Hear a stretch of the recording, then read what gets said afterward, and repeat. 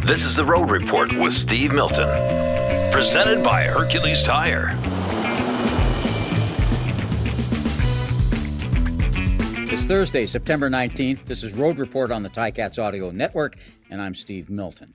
Well, the Ticats are now finished with practice for the week, and they feel they're prepared to head to Toronto for tomorrow night's showdown against the Argos that is so evidently the biggest game of the season. And after being reasonably healthy over the last 3 games, where they've played their best back-to-back-to-back football of the season and won 2 in a row, the Cats have been hit by 5 injuries, which forced lineup changes in all 3 phases: special teams, offense, and defense. In this heavily populated episode, we'll hear from Scott Milanovich on those roster changes. Quarterback Bo Levi Mitchell, who starts for the 4th straight game, talks about the challenge presented by the Toronto defense. Defensive end Dwayne Hendricks looks at facing his former teammates in Toronto for the first time, and returner Lawrence Woods, who returned to the lineup last week for the first time in 11 weeks, describes making an impact with his opportunity back in the lineup, unleashing the game-changing punt return, which was the Ticats' first return touchdown of the year. Now, recently, the Ticats have had a relatively stable lineup, especially among the starting 24 players. A month ago in Winnipeg, they did engineer 7 changes from the previous game, but about half of those were a reaction to that debilitating loss against Edmonton 6 days earlier and the subsequent installation of Chris Jones to run the defense. But it's injuries which have pulled all 5 players from tomorrow night. 2 key ones extracted important defensive starters from the lineup: tackle Casey Sayles and Sam linebacker Jonathan Moxey. Both had great games against Ottawa last week, and Sayles, who hopes to be back in a week, should, in my opinion, be voted to his first divisional all-star team of his career this year. I talked to him briefly early this morning in the breakfast room, and he's frustrated because he prides himself on not missing games to injury. In fact, the only time he hasn't suited up in the past 3 years, remember, he plays a physical, injury-vulnerable position, was in the lame duck regular season ender against Montreal last year when the Ticats rested a number of regulars for the playoffs. Also missing from the Ticat lineup will be running back Greg Bell, who had 221 yards from scrimmage over the past 2 games. But that opens a door for the man he replaced, power runner James Butler. Special teams and depth strength players, fullback Felix Grand-Gauthier and defensive lineman Luke Brubaker are also down. Now here's the head coach on those lineup changes. I mean, anytime you lose a guy like Casey Sayles, it's difficult, I guess is the best word for it, but fortunately we've got a lot of depth at that position, and the guys that are going to step in will do a great job. That's one of the places, unfortunately, we probably could handle, some injuries. Moxie, that's a big one at Sam. He'll be kind of replaced by committee. Trying to think about Greg. Ankle, obviously James is a vet and a very good football player, so fortunate to have him to be able to step in.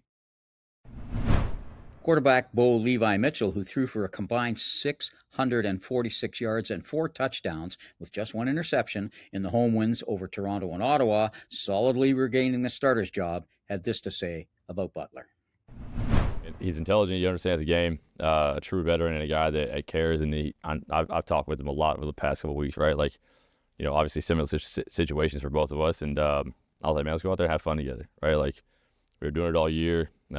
Is this the reason we both want to be in? No, but we are in and we want to be in the game. So, put everything else aside, feelings aside, let's go out there, play, have fun. And the guy's got great hands. He got great ball carry vision. He can run you over. He can make you miss. And, a guy that is definitely explosive. He can make some plays happen.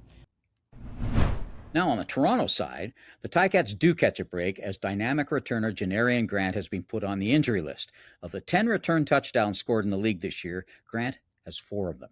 But the Ticats can't get complacent about his absence, especially since the 2 Ticat wins over the Argos this year have both been by just about 3 points. So special teams and field position are likely to play a very decisive role in this one too.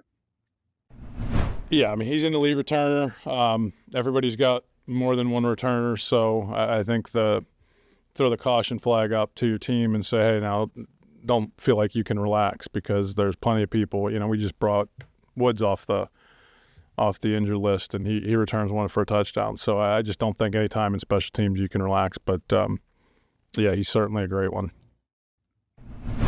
The Argos do get excellent middle linebacker Wynton McManus back from injury, which refortifies an already stout defense. Mitchell, of course, has been analyzing that defense all week in the film room.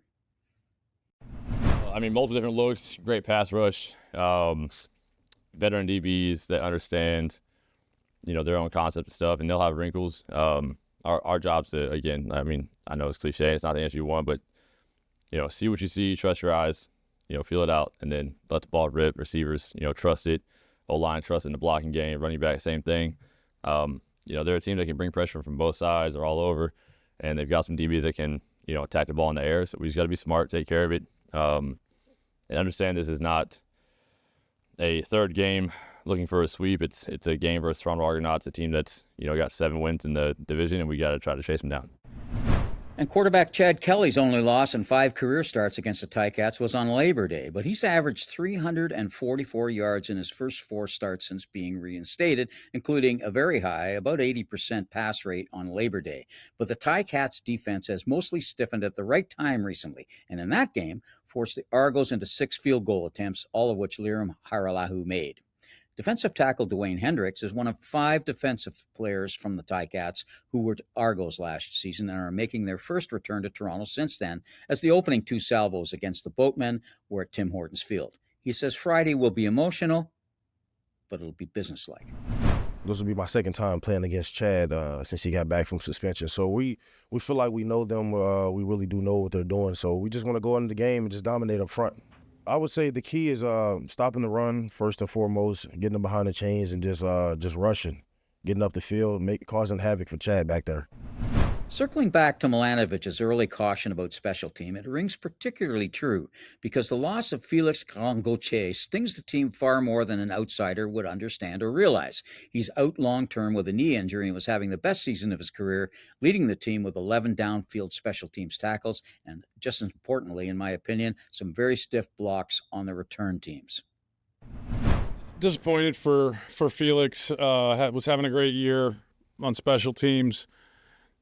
I can't, from an offensive coach, impress upon you the value of a guy like that can do anything when somebody gets hurt. And I've mentioned this a number of times. He went in at the end of the Edmonton game and played a half as a receiver and knew what to do and did the right things and was productive. So disappointed for him. Having a good year, great guy, teammates love him, but unfortunately part of our game. And we can't possibly have a discussion about special teams without mentioning Lawrence Woods III, who returned a punt for 84 yards and a touchdown against Ottawa. He says he improved just by watching and thinking about his own game as he was sidelined for more than 2 months, and you could see that as he did what has happened very seldomly this season, even when Woods was the number 1 returner earlier in the season, which was break the initial tackle. That was the key to scooting to the house. It felt awesome, honestly, because we've been needing it, like everybody been saying, like we've been needing like some spark in the return game, and had a little jitter at the beginning, but had come back and be able to do that. It just really solidified the confidence, like from the team and from myself to that I'm back. And we're back early Saturday morning on Ticats Today with our personal viewpoint from Friday night's game.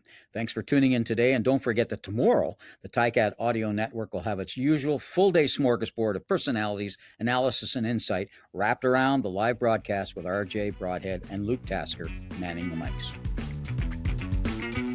This has been The Road Report with Steve Milton, presented by Hercules Tire. Go to ticats.ca for more in-depth coverage of the Tiger Cats at home and on the road.